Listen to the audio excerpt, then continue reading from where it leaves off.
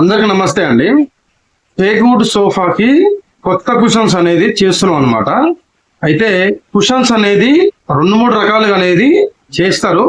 First of all teakwood sofa అంటే కూడా చాలా మందికి తెలిసి ఉంటది. కొంతమంది టేక్వుడ్ సోఫా అంటారు, కొంతమంది చెక్క సోఫా అంటారు, కొంతమంది పాలిష్ సోఫా అంటారు.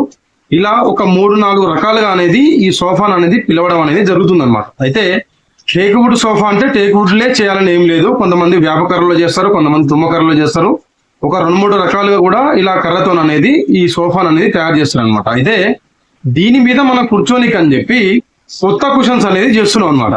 ఈ కుషన్స్ లో కూడా 2-3 రకాలుగా అయితే ఈ కుషన్స్ అనేది చేయడం జరుగుతుంది. ఒకటి ఏదైతే ఈ సోఫా ఉంటుందో సోఫా మీద రిమూవబుల్ కుషన్స్ అనమాట. అంటే మనం ఫోమ్ కు క్లాత్ కుట్టేసి తీసుకుపోయి దాని మీద పెట్టుకోవడం అనమాట. మనం ఎప్పుడైనా కావాలనుకుంటే తీసేయడానికి వస్తుంది, లేదనుకుంటే మనం పెట్టేసుకోవచ్చు అనమాట. ఇంకొకటి ఏంటంటే ఇదే కుషన్స్ ని కింద ప్లైవుడ్ వేసి ప్లైవుడ్ మీద ఫోమ్ అనేది మనం ఫిట్టింగ్ చేసి క్లాత్ ఫిట్టింగ్ చేసి తీసుకుపోయి దాని మీద పెట్టి ట్రూ ఫిట్టింగ్ అనేది చేస్తాం అనమాట. ఇది 2వ రకం. ఇక 3వ రకం వచ్చేసి కొంతమంది ఉతుక్కోనికి అనమాట. వాషింగ్ సంబంధించి అంటే ఎప్పుడైనా మైల అయినప్పుడు దుమ్ము ధూళి పడ్డప్పుడు ఉతుక్కోనికి ఈజీగా ఉండాలని చెప్పి కొంతమంది జిప్ సిస్టమ్ అనేది పెట్టమంటారు అనమాట. జిప్ సిస్టమ్ పెట్టేటప్పుడు కూడా 2 రకాలుగా చేస్తారనమాట. ఒకటి ఏంటంటే డైరెక్ట్ ఫోమ్ మీద ఏదైతే క్లాత్ వేస్తారో అదే క్లాత్ కు డైరెక్ట్ జిప్ పెడతాం అనమాట. ఇంకొంతమంది ఏంటంటే కొంచెం అమౌంట్ ఎక్కువైనా పర్లేదు అనుకున్నప్పుడు లోపల ఫోమ్ అవపడకుండా, అంటే ఎప్పుడన్నా మనం పైన క్లాత్ తీసినప్పుడు లోపల ఫోమ్ అవపడకుండా ఉండనీకి అని చెప్పి లోపల నార్మల్ క్లాత్ వేసి పైనంగా వేరే క్లాత్ కు మనం జిప్ పెట్టడం అనేది జరుగుతుంది అనమాట. ఇలా 3-4 రకాలుగా అనేది కుషన్స్ ని సోఫాన్ అనేది పిలుస్తూ ఉంటారు అనమాట. అయితే ఈ టేక్వుడ్ సోఫాకి మేము వచ్చేసి జనరల్ గా అయితే ఒక సోఫాకి సిట్టింగ్ లో 4 ఇంచుల ఫోమ్ వేసి బ్యాక్ సైడ్ అనేది 3 ఇంచుల ఫోమ్ అనేది వేయడం జరుగుతుంది అనమాట. ఇంకొన్ని సోఫాలకి ఏంటంటే సిట్టింగ్ లో 4 ఇంచులు వేస్తాము, బ్యాక్ సైడ్ కూడా 4 ఇంచుల ఫోమ్ అనేది వేస్తాం అనమాట. ఇంకొన్ని సోఫాలకి ఏంటంటే సిట్టింగ్ లో 4 ఇంచుల బదులు 5 ఇంచుల ఫోమ్ వేసి బ్యాక్ సైడ్ అనేది 4 ఇంచుల ఫోమ్ అనేది వేయడం జరుగుతుంది.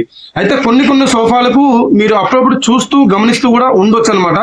కొన్ని సోఫాలకు నడుము దగ్గర ఇలా స్టెప్ అనేది పెడతాము, సీటింగ్ లో కూడా కాళ్ళకు కంఫర్ట్ దొరికేలాగా కూడా ఈ స్టెప్ అనేది పెట్టడం జరుగుతుంది అనమాట. అంటే సిట్టింగ్ లో కూడా బ్యాక్ లో కూడా 2 దిక్కులో కూడా ఈ స్టెప్ అనేది పెట్టడం జరుగుతుంది.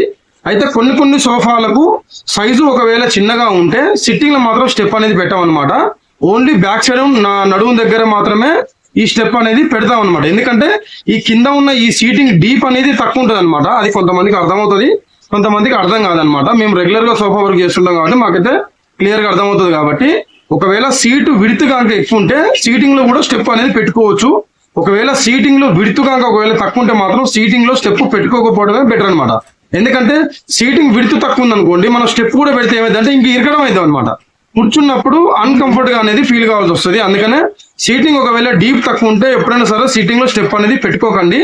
బ్యాగ్ లో మాత్రం ఒకవేళ తక్కువ ఉన్నా కానీ స్టెప్ అనేది పెట్టుకోవచ్చు అనమాట. దానికి ఎటువంటి ప్రాబ్లం అనేది ఏం లేదు. అయితే ఈ సోఫాకి వచ్చేసి ఏంటంటే ఈ సోఫా ఆల్రెడీ ఫ్రేమ్ అనేది కార్పెంటర్ దగ్గర ఒక కస్టమర్ అనేది చేయించుకున్నాడు అనమాట.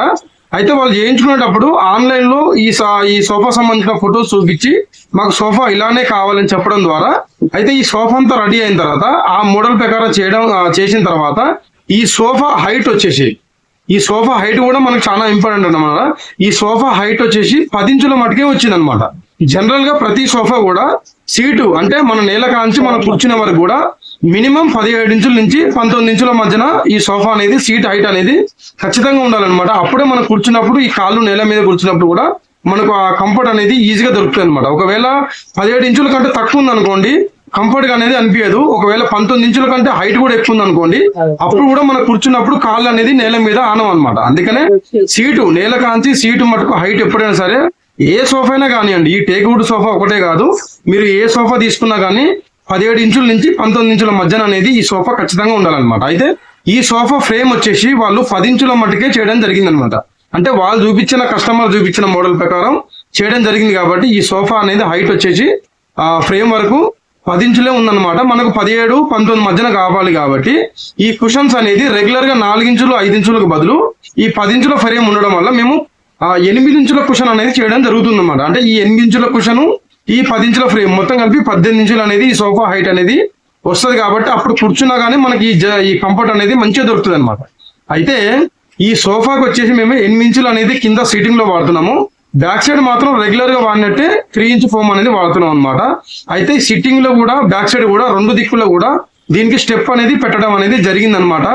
ఈ వీడియో మీరు పూర్తిగా చూడండి. ఒక కుషన్స్ ఒక సోఫాకి కుషన్స్ అనేది ఎలా చేస్తారు అనేది చాలా క్లియర్ గా అనేది నేను చెప్పబోతున్నాను. మీకు కూడా ఒకనొక టైంలో ఈ వీడియో మీకు ఎంతగానో ఉపయోగపడవచ్చు. కాబట్టి ఫస్ట్ కానించి లాస్ట్ వరకు చూడండి. మీకు నచ్చితే ఒక లైక్ వేయండి, సబ్స్క్రైబ్ చేసుకోండి.